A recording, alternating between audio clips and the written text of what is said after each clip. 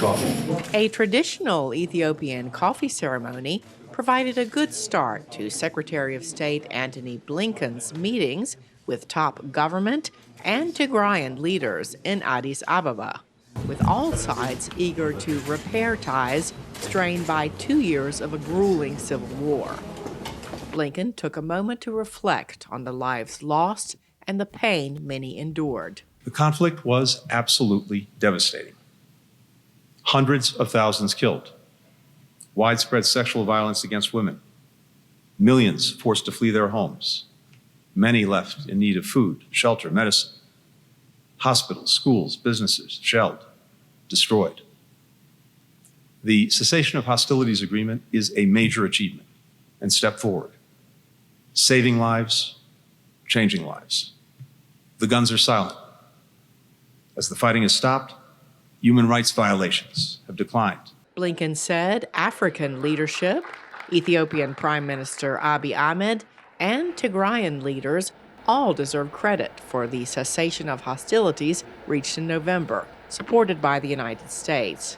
And he brought some good news, pointing out that the U.S. is the biggest bilateral donor of aid to Ethiopia. Today, I announced an additional $331 million in emergency food and humanitarian assistance that will reach billions of people, millions of Ethiopians affected by conflict, affected by drought.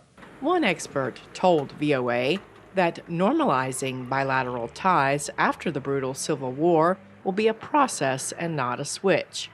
But the United States is in a unique position to help. And I think that's where the United States has a very critical role to play as a trusted actor, as a guarantor. It can ensure that Tigrayan interests are being considered as both sides move forward. It can, ensure that Ethiopian sovereignty and Ethiopian interests are also being respected.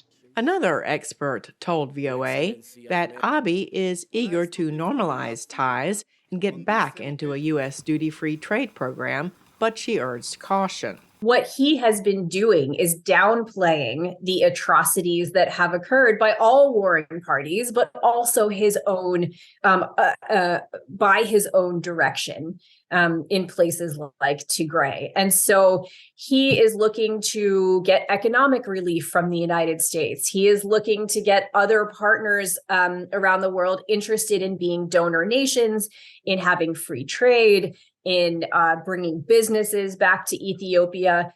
Blinken said that with peace taking hold, Ethiopia is moving in the right direction, and the U.S. shares its aspirations, but is not ready to welcome it back into the U.S. trade program right now. Cindy Saine, VOA News.